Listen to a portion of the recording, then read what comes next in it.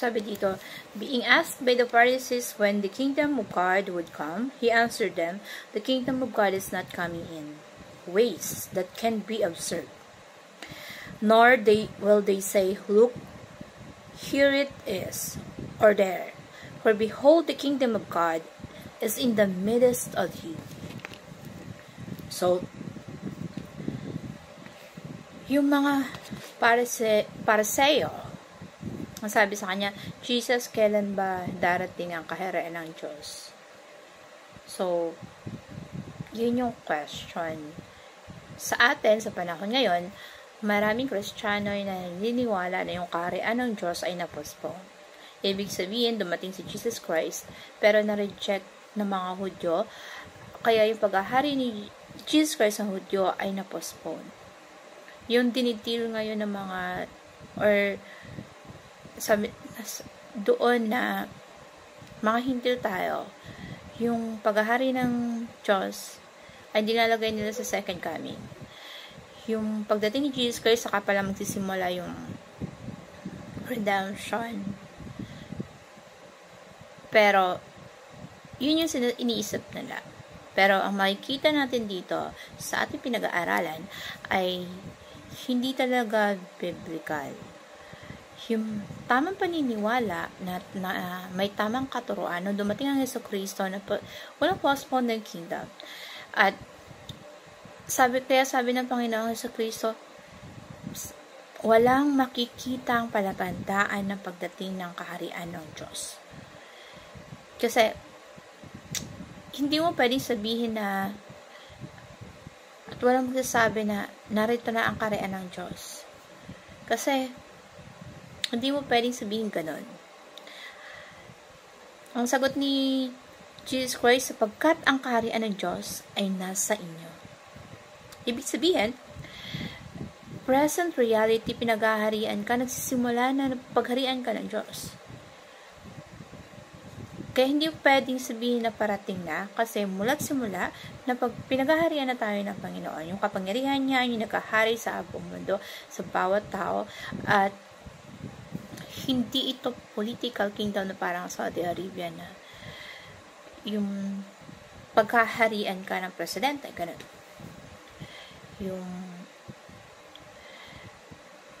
parang passport na kailangan mo sa pagkapupunta ka ng ibang bansa.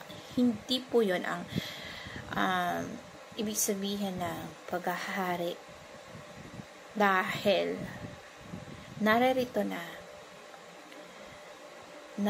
hindi ito katulad na parang paghahari ng isang tao, paghahari ng isang presidente, paghahari ng isang king, na si Jesus ay hindi sinabi niya na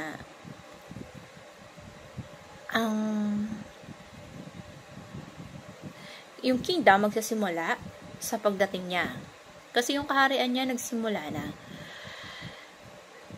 Hindi mo pwedeng sabihin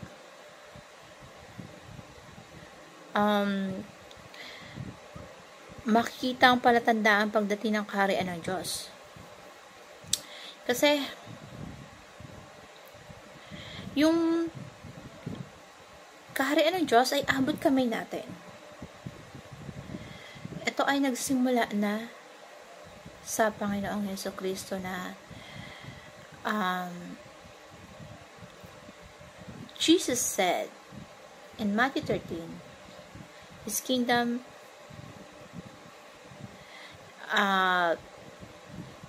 nagsimula ng maliit, parang puto ng mustasa, nagsimula ng maliit hanggang sa palago ng palago. Kaya hindi siya na-postpone, na ilalagay mo sa future na bigla lalaki. Parang maliit lang yan at lalago siya. Na parang isang buto ng mustasa na nagsisimula sa pinakamaliit hanggang sa lumago ng lumago. Kasi yung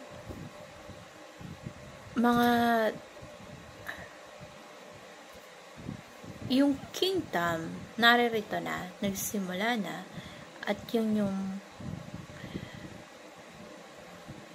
kingdom na naghahari sa atin. Hindi po yun napopostpone. So, kung ang kaharian ng Diyos ay narito na kailangan magkaroon ng visible manifestation ng kingdom. Halimbawa, yung namumuno sa bansa natin, hindi natin makikita yung kingdom na hindi natin nararamdaman at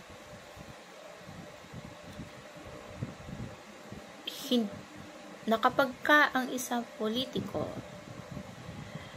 matino, ginagawa niya yung kanyang trabaho at yung tao na yon ay manifestation ng kaharian ng Diyos. Kung sa 10 relasyon, isa kang Kristiyano, yung 10 mga mag-asawa dyan, ikaw yung pinagbubuti mo yung marriage mo, na as in maayos yung pagsasama nyo dahil sa pakikito yung dalawa, nasa ilalim kayo ng batas ng Panginoon na nagiging Christ-center kayo, na si Jesus Christ ang center ng buhay nyo bilang sa pagsasama nyo. Hindi makikita yung kingdom ng tao, pero yung manifestation, nakikita niya sa pamamagitan ng taong nananampalataya at sumusunod sa ating Panginoong Hesukristo. So, ina-act yun. Kasi, ang citizenship natin ay nasa heaven, or hindi tayo pwede magiging citizen na nandun na tayo sa heaven. At yung kalangitan bumaba dito sa lupa para sakupin tayo. At tayo, citizens of the kingdom. Ang asal natin dapat pang kingdom culture at panlangit na kultura. Dapat maayos at dinadala natin, ina-act natin yung manifestations na yung kalooban ng Diyos yung nasusunod. Hindi yung kultura sa langit na ang relasyon sa langit ay kapag nakita mo na yung buhay mo hindi maayos, pero pagdating sa langit gusto mo